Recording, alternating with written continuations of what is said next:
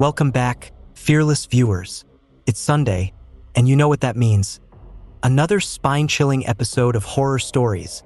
If you're new here, make sure to hit that subscribe button and ring the bell so you never miss our weekly dose of darkness. Tonight, we're diving into 5 terrifying tales that are guaranteed to send shivers down your spine. Grab a blanket, turn off the lights, and let's embark on this eerie journey together. Before we dive deeper into their story, if you have any real horror experiences or supernatural tales you'd like to share, you can send them to me at my email, HorrorStories@gmail.com. Story 1. Black Magic Gone Wrong. The most frightening tale you'll hearing. Before I start this story, I want to make it clear that the purpose of this video is not to promote any kind of superstition. Someone from their family shared this experience with me, and they believe that whatever happened to them was due to black magic. So, listen to this story and decide for yourself whether their belief is true or if there's a scientific explanation behind all these incidents.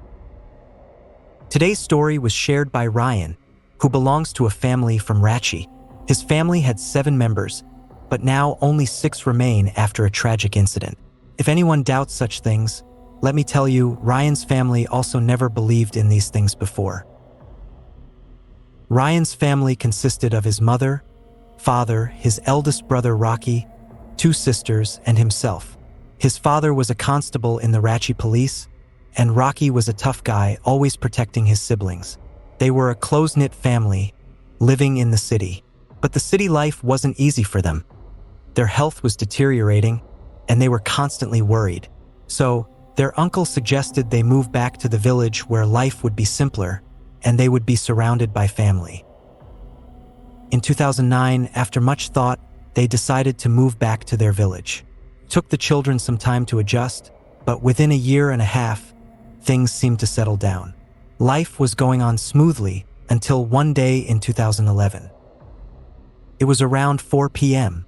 Ryan's father was sitting in the courtyard having tea while Ryan was trying to fix a Walkman. His mother was preparing vegetables for dinner. Suddenly, Ryan's father started shaking violently, as if something had taken control of him. His mother noticed and shouted, "What's happening to you?" Ryan, hearing his mother's voice, looked up and saw his father trembling uncontrollably. He was just 11 years old, and the sight terrified him. Ryan ran to his father, trying to shake him out of it, but his father insisted that nothing was wrong.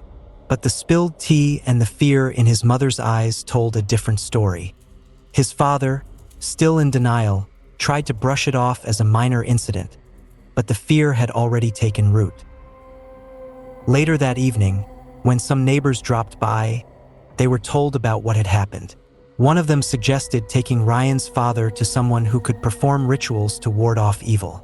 Though hesitant, they decided to seek help. They went to a local healer who told them that someone had tried to harm their family with black magic, but due to their strong planetary positions, the effect wasn't as strong as it could have been. The healer gave them an amulet and told them to dip it in water and drink it thrice a day. This, he said, would protect them from any further harm. Though skeptical, Ryan's father couldn't shake off the fear. Soon, a conversation reminded them of an old incident involving a woman from the village. This woman, known for her strange reputation, had once come to their house asking to borrow a dress for her daughter's wedding. Rocky, who had heard many rumors about this woman, rudely refused, telling her to leave immediately. The woman left without saying a word, but with a cold stare that sent chills down everyone's spine. Months passed, but the family couldn't stop wondering if the strange events were somehow connected to that encounter with the woman. In 2012, Ryan's sister, Swami, started showing signs of strange behavior. She became quiet and withdrawn, snapping at everyone, even the little children. She stopped her usual routines of cleaning and praying, spending her days in a gloomy daze. Worried, the family took her to a doctor who dismissed it as stress and gave her some medication. But her condition didn't improve. In fact, it got worse. Finally, they decided to go back to the healer. The healer, after observing Swami, confirmed that someone had indeed cast a deadly spell on her, intending to harm the family. The healer performed a lengthy ritual and gave the family more amulets, urging them to stay vigilant. Though educated and modern, the fear of the unknown gripped them. One evening, as Ryan was sitting with his cousin, doing his homework, the lights suddenly went out. This was common in the village, and Ryan didn't think much of it. But as he struggled with a difficult math problem, a sense of unease crept over him. The night was dark, and the only light in the room came from a flickering lantern. The room had a double-door entrance, but one of the doors was left ajar. Inside, Ryan sat at a table, deeply engrossed in his studies. Nearby, his sister Swami lay on a cot, unwell and resting. The dim light from the lantern cast long, ominous shadows across the room, adding to the unsettling atmosphere. Suddenly, Ryan heard the faint sound of someone entering the house. He dismissed it, thinking it was just his imagination, and continued with his studies. But the sound came again, louder this time, as if someone was moving closer. He felt a chill down his spine and nervously glanced around the room. And then it happened. The door, which had been loosely fastened, creaked open on its own, as if pushed by an unseen force. Ryan's heart raced. He looked towards Swami, whose face was turned towards him, her eyes wide open but unseeing. Her hair fluttered as if caught in a breeze, yet the room was deathly still. In that eerie silence, the lantern suddenly went out, plunging the room into darkness. A low, guttural growl filled the air, and Ryan saw something that would haunt him forever. Swami, who had been lying on the cot, was now standing on it, her body moving with unnatural speed. She let out a blood-curdling scream that echoed through the house. Ryan and his brother, in a panic, bolted for the door, their screams piercing the night. Hearing the commotion, their parents and siblings rushed to the room, only to find Swami unconscious, mumbling incoherently about a woman with a half-burned face. Terrified, they clung to each other, trying to make sense of what had just happened. As word spread, the family sought help from a well-known Malana, who was reputed to deal with such malevolent forces. He arrived at the house and conducted a ritual, driving iron nails into the ground at the corners of the house. He assured the family that their home was now protected, but the haunting presence seemed far from gone. Swami's behavior grew increasingly strange. She became obsessed with a lemon tree in their uncle's field and spent hours staring at a distant house, the very house of the woman who had once come to their door, asking for a piece of cloth. Swami's odd actions unnerved the family, but the worst was yet to come. One fateful night, after everyone had gone to bed, Swami's mother woke to find Swami convulsing on the bed, foam oozing from her mouth. Her eyes were wide open, filled with terror, but she could not speak. Her mother tried to clear the foam from her mouth and was horrified to see 2 bite marks on her tongue, as if from a snake. But how could a snake have bitten her on the tongue while she slept under a mosquito net? Panic-stricken, the family rushed to get help from a local doctor, but he refused to treat Swami, claiming she had ingested poison. The family was in disbelief. How could Swami have consumed poison? They had all eaten the same food that night. Desperate, they decided to take her to the hospital, but on the way, something terrifying happened. As their vehicle passed under a large banyan tree, Swami's body stiffened, and she let out a final, agonizing scream. By the time they reached the hospital, it was too late. Swami was gone. Grief-stricken, the family returned home with her body, only to face the chilling reality that something, or someone, had caused this.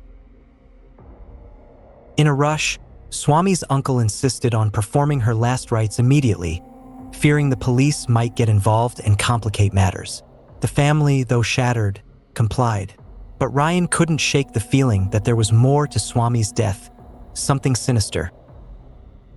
After the funeral, the house was filled with an eerie presence. Strange noises echoed through the halls, and a foul smell permeated Swami's room, where she had taken her last breath. The family, now terrified, sought the help of a powerful sage known for dealing with the supernatural. The sage, after hearing the full story, revealed a shocking truth. Someone close to the family, driven by envy and malice, had unleashed this curse upon them. The sage hinted at a betrayal from within, leaving the family stunned and afraid. But who could it be? Could someone so close really be responsible for such a horrific act? As the family struggled to come to terms with the sage's words, the haunting presence in their home grew stronger, and the once tight-knit family began to unravel. This was not the end, but only the beginning of a nightmare that would haunt them for generations. What secrets lurked within their home, and who was the puppet master pulling the strings of this terrifying tale? The truth was more horrifying than they could have ever imagined. Story 2: The Dark Truth: How Black Magic Can Wreck Your Life If Misused. Today's tale comes from Nita Nagar, Lucknow, where something truly terrifying happened. This story was shared with us by Devanshu, who knows all the details because it occurred right next to his friend's house. The main character in this story is someone whose entire family plays a significant role. Let's set the scene. Nita Nagar is a densely populated area where homes are practically glued together. Two neighboring houses, connected by a single boundary, play host to our eerie tale. The height of the house where the incident occurred was just 5 inches shorter than the neighboring house. In this family, there were 2 brothers, one elder and one younger, along with their parents. The elder brother had been married for some time and had 2 sons. The younger brother was recently married. One night, Rahman, the younger brother, was having a late-night drinking party at home with his friends. As the night progressed and the alcohol flowed, Rahman's judgment began to slip. You see, when people drink, they often lose their sense of balance, either becoming overly kind or irrational. In this case, the drunken conversations took a strange turn. One friend, jokingly, suggested that they go somewhere where Rahman could learn magic. Intrigued and a bit reckless, Rahman agreed, and the group of about 5 friends set off for a nearby crematorium. Upon reaching the crematorium, they encountered a sage at the gate. The friend who had suggested learning magic approached the sage and pointed at Rahman, saying, "He wants to learn magic." "Do you want to learn magic?" the sage asked Rahman. Rahman, still intoxicated, said yes. The sage warned him, "Think carefully. Don't get scared. You'll hear many voices and feel strange forces, but whatever happens, don't look back. Don't stop walking until you return to me." Rahman, feeling invincible, dismissed the sage's warnings. He entered the crematorium and saw 5 burning pyres. Next to one of them was a small plastic bag. He began filling the bag with ash, and as he turned to leave, the horror began. Strange voices surrounded him, whispering, "Where are you taking him? Don't take him. Leave him here. Stop. You won't make it back." The voices grew louder and more numerous, coming from all directions. Old men, women, children, all chanting the same thing. Rahman tried to stay calm, but the fear was overwhelming. It felt like unseen hands were grabbing at him, pulling him back. He was so terrified that he wet his pants but kept moving forward, knowing he was alone and had to survive on his own. Despite the constant feeling of being pulled back, he didn't drop the bag of ash. His mind had stopped working, but somehow he managed to run out of the crematorium. When he finally reached the gate, his friends and the sage were gone. He checked his watch and realized an hour had passed since he entered. Alone and scared, he headed home, bringing the bag with him, the biggest mistake of his life. Upon reaching home late at night, Rahman told no one what had happened. He sneaked up to the roof and hid the bag in a small gap between the adjoining boundaries of the 2 houses. He knew he couldn't keep it in the house, fearing someone might ask questions or recognize it. But in his haste while hiding the bag between the cracks of the 2 houses, Rahman didn't notice something crucial. A small piece of the plastic bag was still visible. The very next day, strange things began happening in the house. The family started hearing eerie noises at night, whispers, footsteps, and sometimes even the sound of someone breathing heavily right next to them. At first, they thought it was just their imagination, but soon, the disturbances grew stronger. Objects in the house would move on their own, lights would flicker without reason, and a cold, unsettling presence seemed to linger in every corner. The younger brother's wife even claimed to see shadows moving on the walls, but when she turned to look, there was nothing there. Rahman, tormented by the memory of the previous night, couldn't sleep. He was consumed by fear, knowing deep down that whatever he had brought back from the crematorium was the cause of this terror, but he was too scared to do anything about it. One night, the family was jolted awake by a loud bang from the roof. Rushing upstairs, they found the door to the terrace wide open, the cold wind howling through. Rahman, trembling, knew he had to act.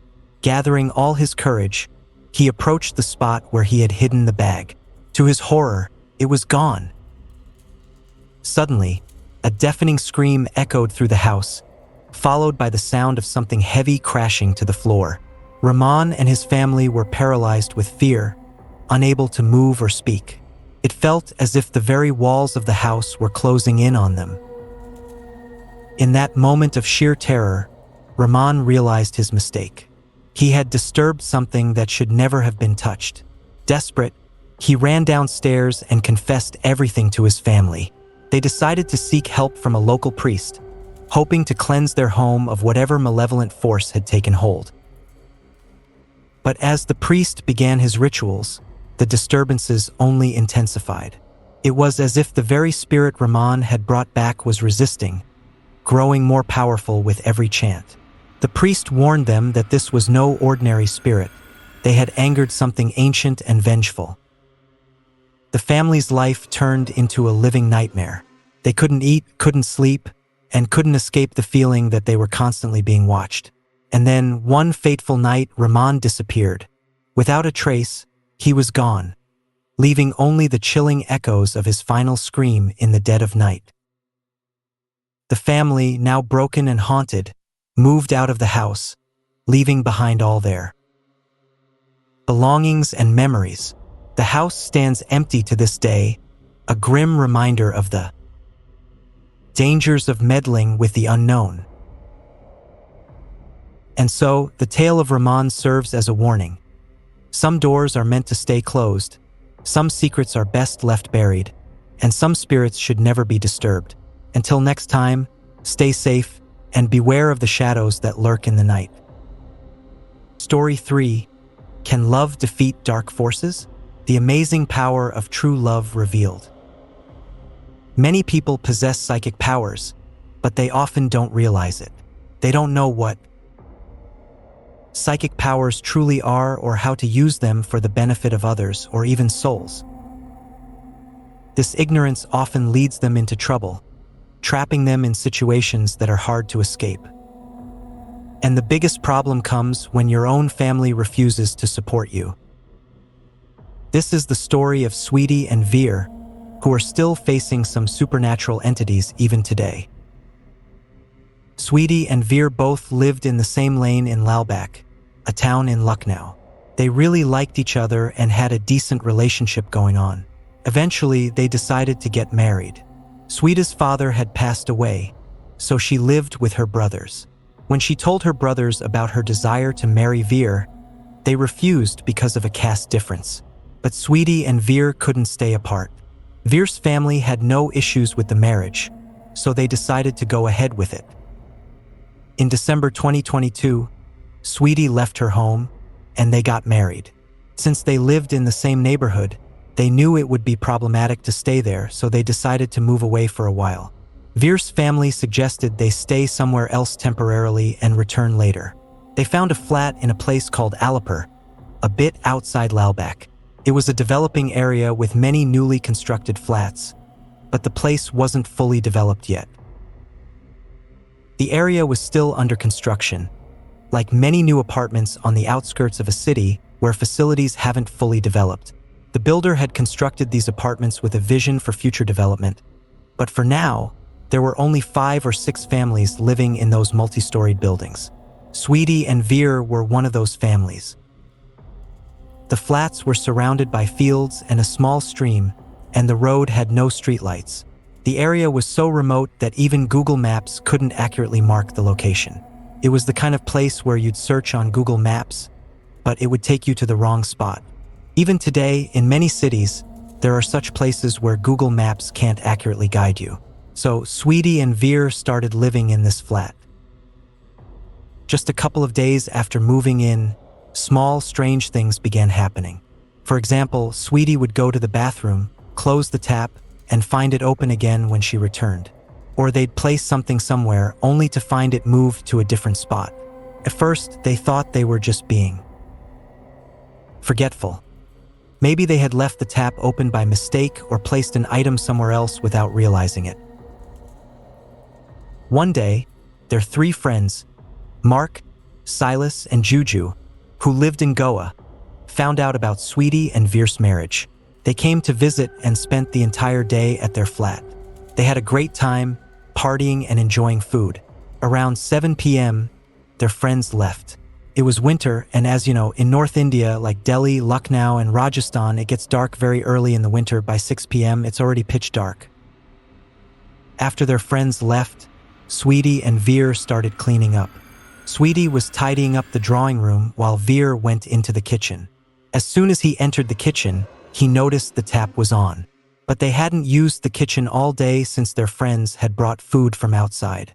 Veer was startled to see the tap running.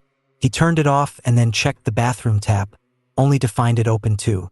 Both of them began to feel uneasy. This was the first time these things were happening right in front of them, instead of behind their backs. I should mention that Veer had some psychic powers, but he wasn't aware of them. These powers had caused him trouble even as a child, but his family never did anything about it. Veer used to play horror games as a kid, and it's possible that these games triggered the development of his psychic abilities. He had shared these things with Sweetie when they were in a relationship. That night, Veer's psychic powers began to awaken again. He sat Sweetie down and told her to stay calm, reassuring her that everything would be okay. As they were talking, Veer suddenly turned toward the window. Sweetie asked, "What's wrong?" Veer replied, "I feel a presence, as if someone is watching us from the window." He could feel not just one, but 2 presences, and one of them was a woman.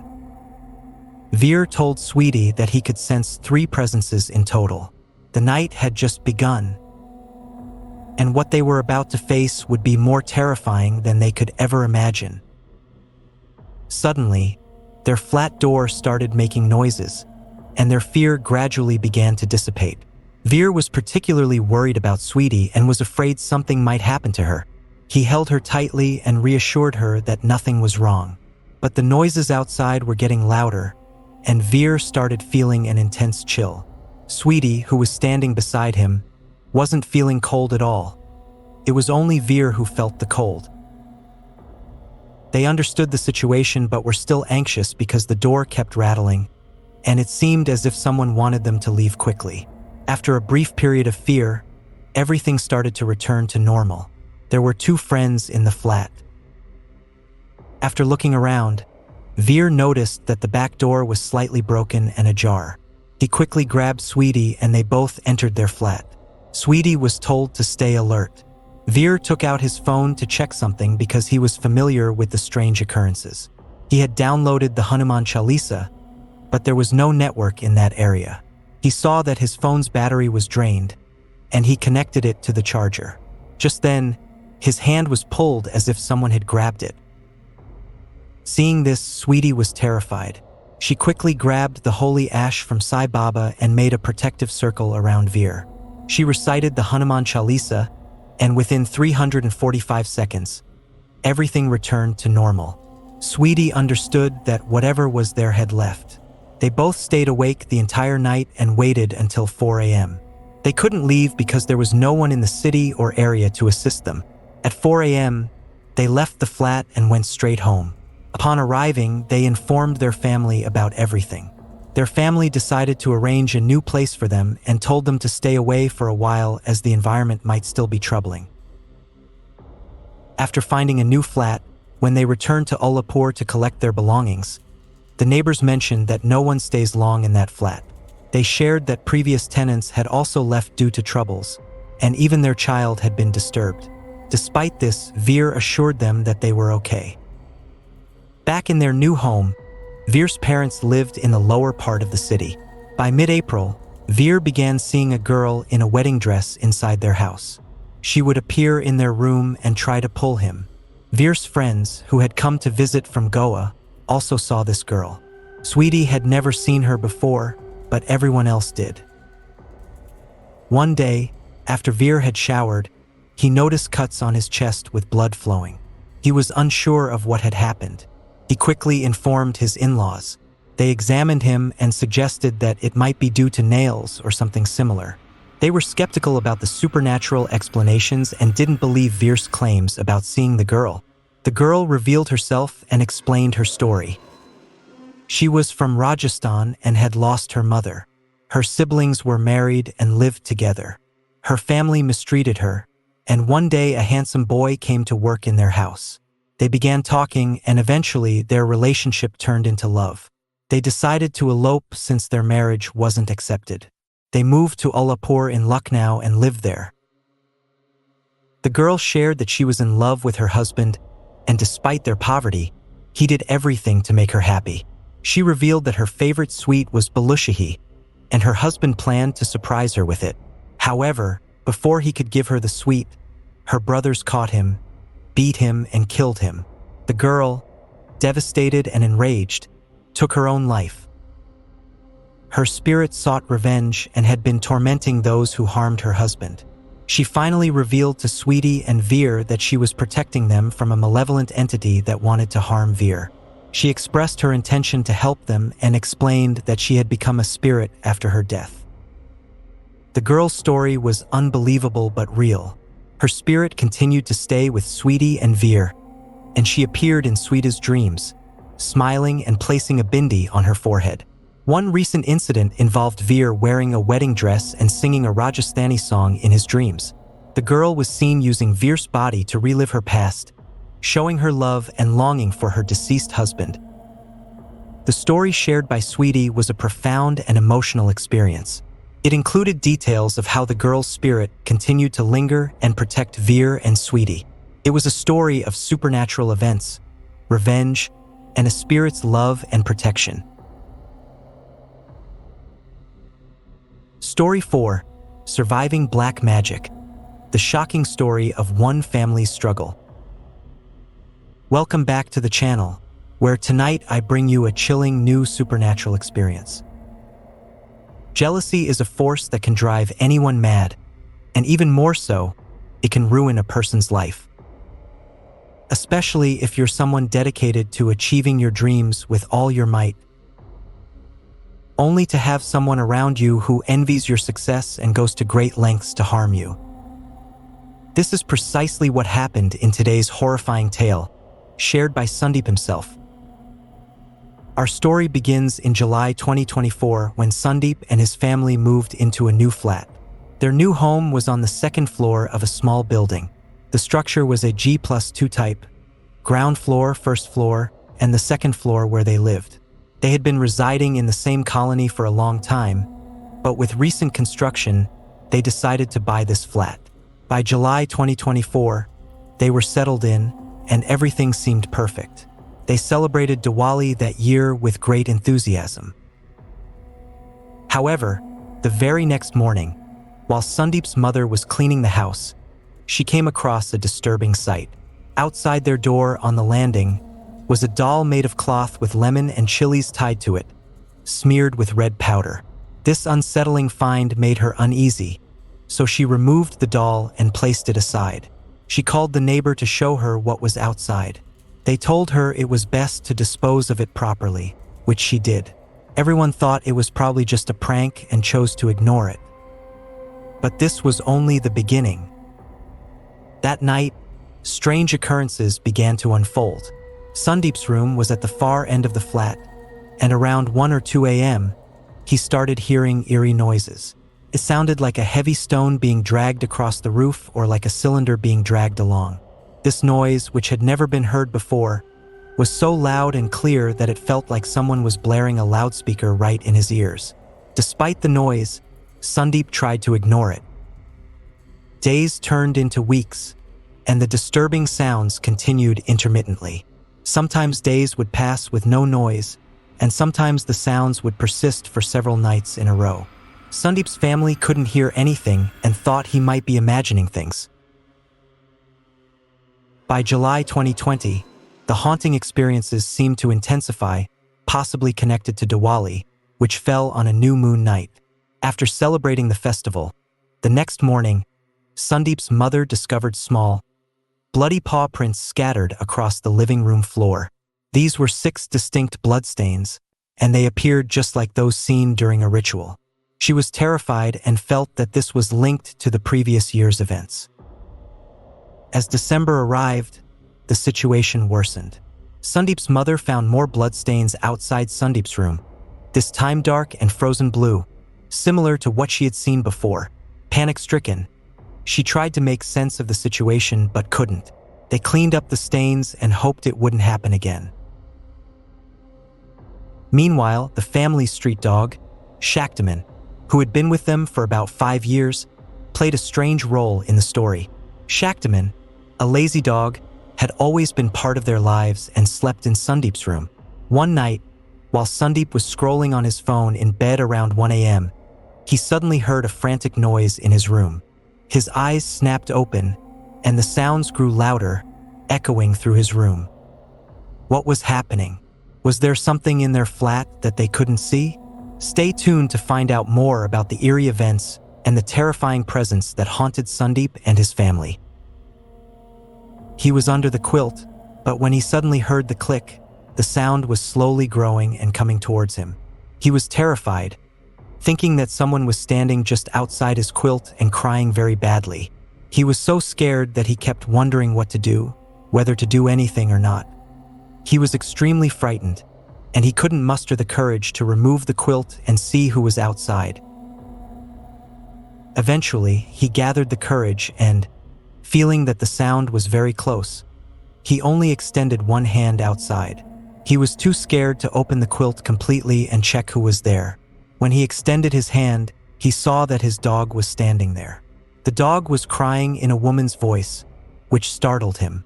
The dog, named Shaktiman, had been crying in the woman's voice. He realized this when he saw Shaktiman lying down and immediately stopped crying when he petted him.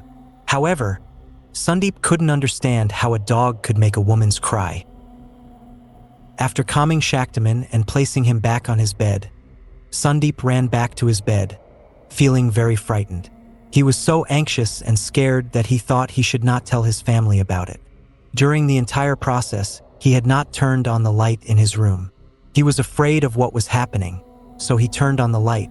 When he looked at his hand, he noticed blood stains on it, which puzzled him because blood stains appeared again and again. He thought he should show his family, as this was the first time he had seen blood stains like this. He took out his phone, and he saw that blood stains were also on his phone's screen.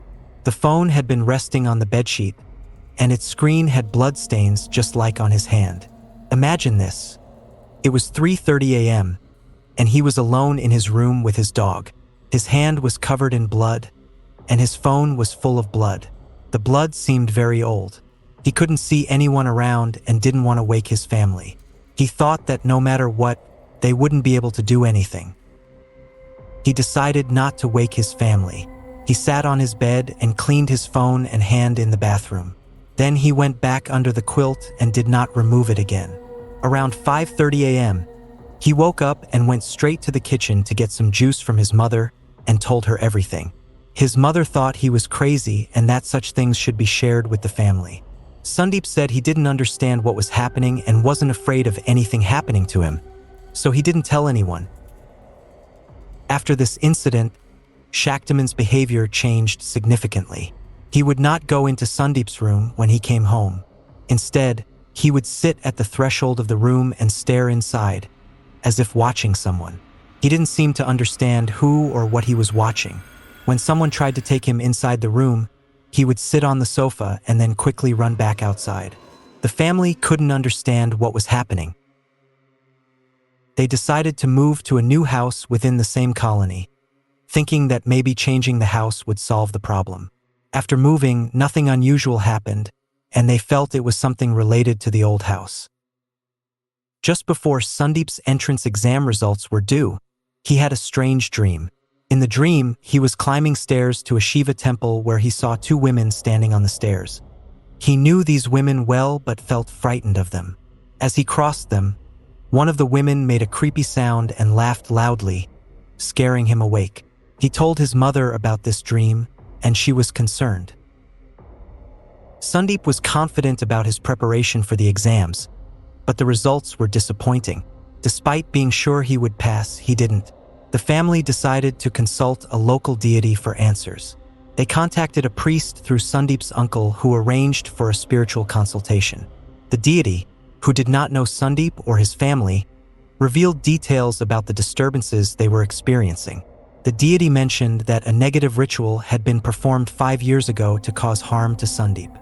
The priest performed a ritual to remove the negative energy and told them that Sandeep's family member had done this with malicious intent. The priest said that Sandeep should be taken to the village as soon as possible, as it was a matter of life and death. Sandeep had to wait until his exams were over before going to the village. His uncle arranged for an amulet to be sent to them, which Sandeep wore. However, after wearing the amulet, the intensity of the disturbances increased, making it hard for Sandeep to sleep. He started to feel a presence in his room, hearing sounds and feeling the quilt being pressed down. One night, he felt a hand on his shoulder and another on his stomach, applying pressure. He could barely breathe and felt a real hand touching him. He managed to pull his hand away and felt heavy and suffocated. Despite his attempts to call out, he couldn't make any sound. The pressure on his body lessened after a while, and he managed to escape to his parents' room, where he finally told them everything. The next day, they left for the village. The priest performed a ritual to remove the negative energy. The ritual took about 2 to 3 hours, with the priest using ashes and chanting mantras. They buried the ashes in the cremation ground, which made Sandeep very angry. The priest later explained that Sandeep's anger was due to the negative energy trying to resist being removed. After the ritual, Sandeep and his family never experienced anything unusual again. They later learned that the disturbances were caused by 2 women living nearby, who had used black magic. The time eventually gave justice, and the wrongdoers faced their own consequences. Sandeep and his family endured suffering because of the black magic intended to ruin a good student's life. If you encounter anything similar around you, be cautious. Story 5: Witch of the Haunted Woods, a spine-chilling encounter. This story is my personal favorite, and I hope you'll enjoy it as much as I do.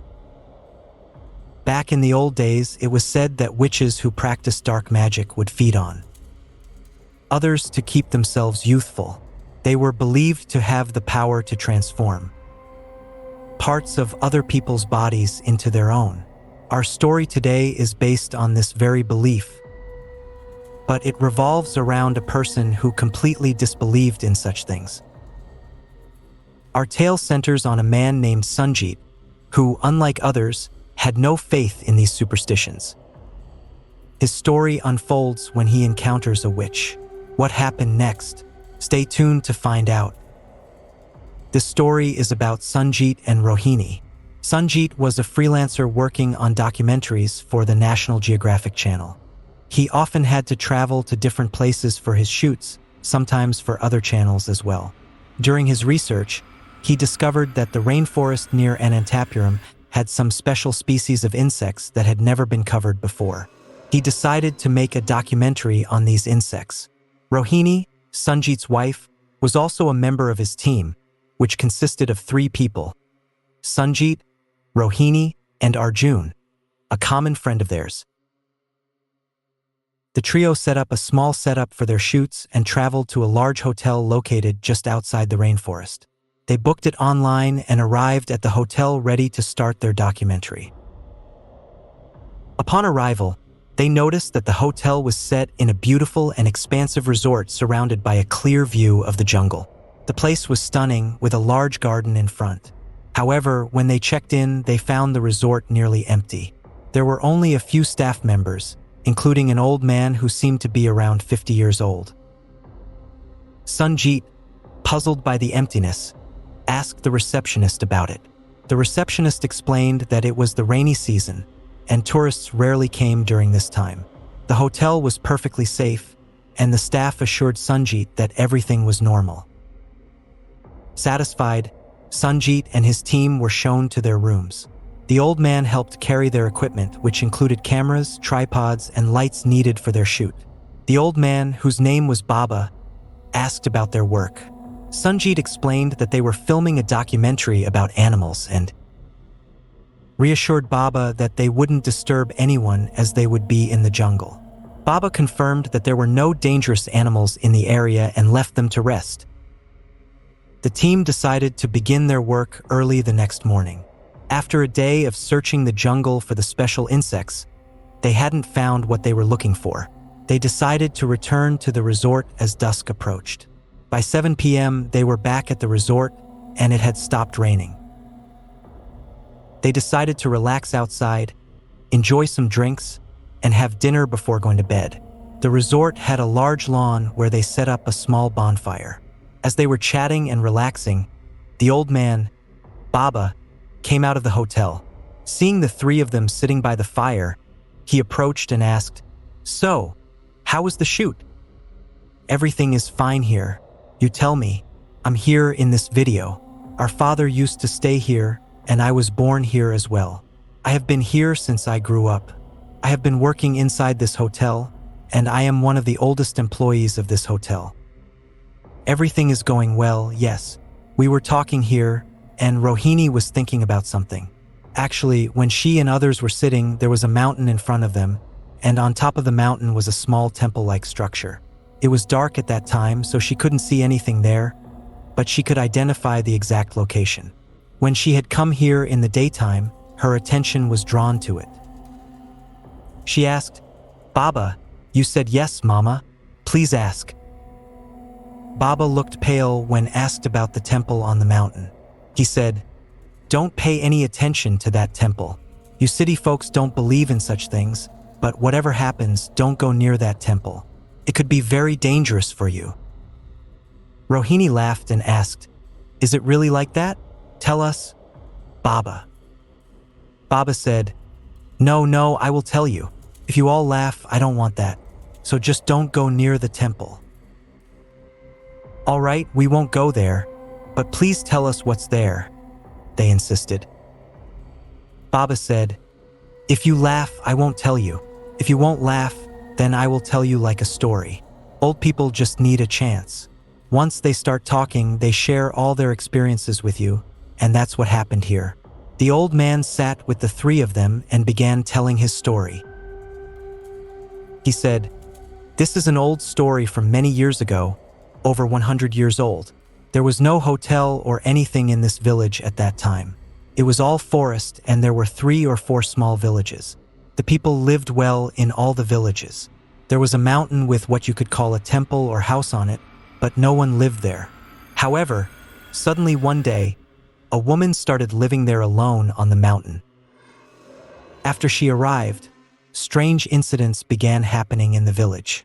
Young girls started disappearing, some girls were taken away from their homes at night, and there were reports of such incidents from every village. It seemed like the woman was behind these events, and people thought she was a witch. Out of fear, the villagers stopped going towards the mountain. However, some people, while grazing goats, claimed to have seen the witch. They described her as very frightening. An old woman with a long nose and dangerous teeth, so terrifying that anyone who saw her would die of fear. Everyone was terrified, and all the villagers gathered, armed with sticks, to confront the witch. They were ready for a scary woman to come out, and if she attacked, they would kill her. but no one came out. The headman then called out to the witch, "Come out, we need to talk to you." At that moment, a very beautiful young woman appeared. She was so beautiful that everyone was mesmerized. The young people in the village, who had heard about the terrifying witch, were stunned to see such beauty. The headman asked, "Why do you come to our village?" The woman replied, "Why would I come to your village? Children are disappearing from nearby villages." She said, "You must be crazy. I do not come down from this mountain. What proof do you have that I am taking children from your village?" They had no proof at that time, but she warned them, "If you wander around my village again, next time we won't talk. We will come and kill you." She threatened, "I am not leaving. I will destroy all of you if you try to come here." Hearing this, the villagers were frightened, and when they received this counter-threat, they decided to cool down the matter and keep an eye on her to see if she would come to the village or not. So they arranged a program to offer flowers to the witch. After this, the villagers moved down from the mountain, and for a year, no one saw the witch. They all spoke of her beauty and were convinced that she was not the frightening witch they had heard about. The villagers believed that the witch was actually using the missing children's body parts to keep herself young, which was why children were disappearing. The conclusion was that the witch was indeed the same one who kept herself young by taking children's body parts. Meanwhile, the young people in the village observed this with great attention. When the headman and others talked, the village was crowded with people. They observed the young woman closely, and one boy noticed something strange. The witch's right toe was missing. This detail spread throughout the village. For some days, there were no incidents, but one night, an 8-year-old girl disappeared from a house. The village was in uproar. The house where the girl disappeared had recently been coated with mud and cow dung. The family had covered the house with mud and dung except for one room where everyone was sleeping. The girl disappeared from that room while everyone was asleep. The mud coating inside the house had clear footprints with the right toe missing. This was the only proof they needed to confirm that it was the witch who had taken the child. The villagers gathered, armed with whatever weapons they had, and went to the witch's place. When they arrived, the witch said, "What nonsense are you talking? I haven't come to your village. How can I take the child from there?" One man slapped the witch and demanded, "Tell us where our child is." The witch realized she was going to die and transformed back into her terrifying form, threatening that she would kill everyone. One man set the witch on fire, and she screamed as she burned. After this, the villagers searched for the child but couldn't find her. Exhausted, they returned. The next day, they fenced the house with barbed wire to ensure no one went near it. The story is for you, but the truth is that everything described really happened, and the entire village knows it well. I am telling you this because this area is completely safe, but you should not go near that house, or you might face dire consequences. It's time you need to get up early. This is my number. He provided his phone number. If you need anything, call me, and I will come. During the day, they had thoroughly checked the area near the house and found no one. The locals were skeptical, thinking it was just superstition. The next morning, they had to shoot again. They went to their room, exhausted from the day's work. At night, Arjun was disturbed by a strange noise and woke up. He heard counting sounds in Hindi. 1, 2, 3, 4, 5. He checked, but Rohini was not there. He searched the room in the dark, finally seeing someone standing in a corner. As his eyes adjusted, he saw the witch's face, matching the description he had heard. The witch was watching him and their eyes met. She was the same witch described. Arjun demanded, "Stop the nonsense and tell me where my wife is." He was directed to the side, where he found his wife's dead body. Her hair was missing, and the counting had reached 20,135. The witch had been pulling out her hair to use it for herself, and Arjun realized this was why the witch had targeted them. His good friend Rohini was gone forever, and this is how their encounter with the witch ended. The old man had warned them, but perhaps they should have been more cautious if they had been informed earlier. Thank you for embarking on this spine-chilling journey through haunted history with us. Which of today's eerie tales sent shivers down your spine? Share your thoughts in the comments below. If these hair-raising stories captivated you, make sure to hit that like button, share with friends, and subscribe for more bone-chilling content every week. And before you go, don't forget to support our channel by subscribing to Horror Stories and turning on the bell notification so you're always the first to know when a new video drops. Until next Sunday, remember, there's a dark world lurking just beyond the shadows, always watching. Thank you all.